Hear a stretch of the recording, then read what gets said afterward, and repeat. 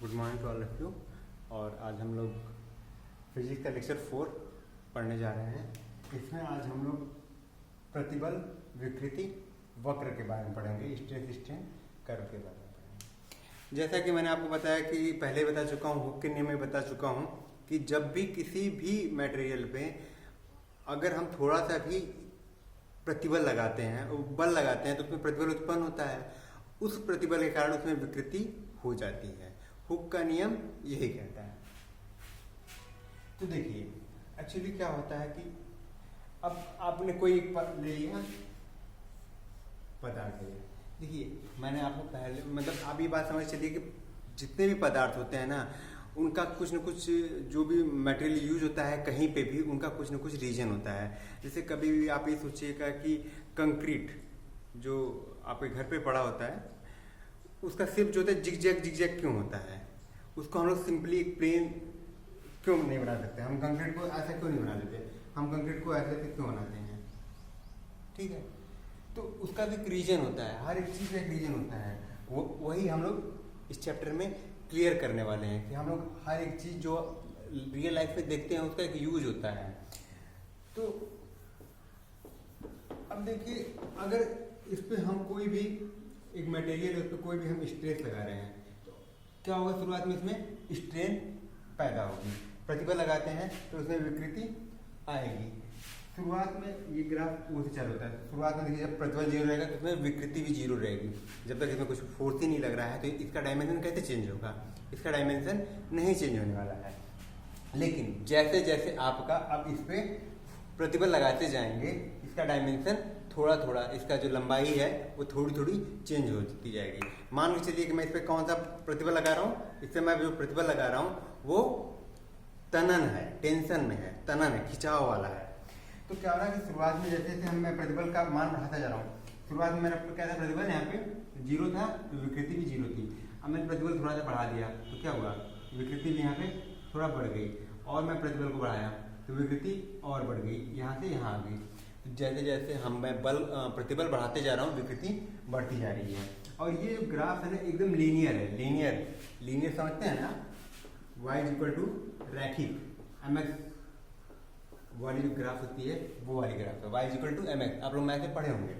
तो ये क्या होगा कि ये ग्राफ एकदम लीनियर, एकदम सीधी लाइन चल रही है, ठीक है, एकदम हुक का नियम फॉलो कर रही है। हुक का नियम क्या कहता है? Stress directly proportional to strain, stress = K time strain. देखिए ये और ये दोनों जो समीकरण है एक ही हैं, y = mx और सिग्मा = K × एप्सिलॉन। ये दोनों समीकरण एक ही हैं, इन दोनों का ग्राफ एक ही जाएगा। और ये बिंदु तक ग्राफ जो है वो ऐसे ही जाता है, मतलब उसमें आप प्रतिबल बढ़ाते जाते हैं, विकृति भी उसी अनुपात में, उसकी अनुक्रमानुपाती बढ़ती जाती है। ठीक है, यहाँ तक आपका कौन सा नियम फॉलो होता है? ये पॉइंट तक हुक का नियम। अब देखिए, ई के बाद आप और अब एक तक आपने बल लगाया अपने पदार्थ पे, अब एक के बाद आप उस पर और बल लगा रहे हो, तो और बल लगा रहे हो तो क्या होगा कि अब एक के बाद आपका हुक्स का नियम फॉलो नहीं करेगा। ये जो हुक का नियम था वो फॉलो अब नहीं करेगा, हुक का नियम का अनुपालन नहीं होगा। लेकिन एक बात आपको ध्यान देने वाली ये है कि हुक का नियम जो है वो ये कहता है कि जब तक इस पर मैं फोर्स लगा रहा हूँ तब तक इसमें क्या होगा? इसका डायमेंशन बदलेगा। लेकिन अगर मैं फोर्स लगाना कम कर दूँ तो क्या होगा? ये अपना जो पुरानी अवस्था में है, जो वस्तु आपकी पुरानी अवस्था में है, उस अवस्था में वापस आ जाएगी। लेकिन ए तक तो ये बात आपकी सही थी, लेकिन बी तक क्या रहा है? हुक का नियम फॉलो नहीं कर रहा है। मतलब ये ग्राफ जो है वो रैखिक नहीं है, ये ग्राफ क्या है? कर्व में है, कुछ वक्र है। ये ग्राफ क्या है? वक्र में है। तो यहाँ पे क्या हो रहा है कि ये सीधी लाइन नहीं है। लेकिन फिर भी जब आप उस पे से बल लगाना, वस्तु पे बल लगाना छोड़ देंगे, वस्तु जो है वो अपनी पुरानी अवस्था में वापस आ जाएगी। मतलब अभी तक यहाँ पे जो आप हैं वो कहाँ तक हैं? आप अभी भी इसको बोलते हैं प्रत्यास्थता बिंदु। मतलब अभी भी आप कहाँ तक हैं? प्रत्यास्थता बिंदु तक हैं। मतलब इसको इंग्लिश में बोलते हैं इलास्टिक रीजन, मतलब इलास्टिक पॉइंट तक है। आप अभी भी जब तक आप बी बिंदु तक आपका ग्राफ ओ से लेके ए तक हुक्स का नियम फॉलो करता है, और ए से लेके बी तक आपका ग्राफ क्या फॉलो कर रहा है, हुक का नियम तो नहीं फॉलो कर रहा है, लेकिन अभी भी कौन से रीजन में है, प्रत्यास्थता रीजन में है। मतलब अभी भी इस पे हम बल लगाना छोड़ दें तो आपका वस्तु जो है वो पुरानी अवस्था में वापस आ जाएगी। लेकिन अब बी बिंदु के बाद आपका देखो बी बिंदु जो है वो क्या है, प्रत्यास्थता बिंदु, ठीक है। बी बिंदु के बाद अब आप जब बल थोड़ा सा भी बल और बढ़ा के लगाते हैं, ठीक है, तो प्रतिबल ज्यादा उत्पन्न होगा। लेकिन अब आपका जो मटेरियल है वो पुरानी अवस्था में वापस नहीं आएगी, सेम टू सेम पुरानी अवस्था में वापस नहीं आएगी। अब उसमें कुछ ना कुछ क्या होगा, बदलाव हो जाएगा। जैसे आप अब किसी चीज को बहुत ज्यादा खींच रहे हैं, बहुत जबरदस्ती, तो शुरुआत में कुछ समय तक तो वो क्या कर रहे थे, आप बल लगाना छोड़ दे रहे थे, वो अपना पुराना शेप रिकवर कर ले रहा था। लेकिन आपने एक लिमिट के बियॉन्ड उसको खींच दिया, बहुत ज्यादा जोर लगा दिया, तो अब क्या होगा कि वो बिंदु जो है वो वापस नहीं आएगा, वो अपनी पुरानी अवस्था में वापस नहीं आएगा, उसमें कुछ न कुछ बदलाव हो जाएगा। वो उसी को हम बोलते हैं सिग्मा वाई, जहां पे आपका वस्तु में कुछ भी परमानेंट बदलाव हो जाए, परमानेंट चेंजेस हो जाए, उसको हम बोलते हैं क्या, सिग्मा वाई। और सिग्मा वाई को हम कहते हैं पराभव सामर्थ्य। मतलब कि आप जो है सिग्मा वाई इक्वल टू पराभव सामर्थ्य, ठीक है। इसको इंग्लिश में यील्ड पॉइंट कहते हैं, इसीलिए सिग्मा वाई कहते हैं। मतलब कि अब आप इस पे थोड़ा सा भी बल लगाओगे तो उसके बाद आप इसमें चेंजेस होने चालू हो गए हैं, और वो जो चेंजेस आएंगे वो परमानेंट आएंगे। यहाँ से यहाँ तक आपके जो चेंजेस थे वो टेम्प्रोरी थे, फोर्स लगा है, आपके वस्तु में चेंज है, फोर्स आप हटा लिए, बल हटा लिए, आपके वस्तु में चेंज जीरो हो जाएगा। लेकिन अब आप जब आप अल्टीमेट यील्ड स्ट्रेंथ लगा देते हैं, पराभव सामर्थ्य लगा देते हैं किसी भी वस्तु पे, तो अब क्या होगा कि वो वस्तु अपने पुरानी अवस्था में वापस नहीं आ पाएगी। अब उसके बाद आप और बल लगाते जाते हैं। देखिए ये ग्राफ से जो होती है वो आपको बाद में तो क्लियर किया जाएगा कि upper yield point, lower yield point होते हैं। वो अभी हमारे आप लोग को, अगर आप लोग बीटेक करते हैं मैकेनिकल इंजीनियरिंग से, तो शायद आपको ये सब चीज़ें और अच्छे से पढ़ाई जाएंगी। लेकिन हमारे 12th के 11th सिलेबस में इतना ही है।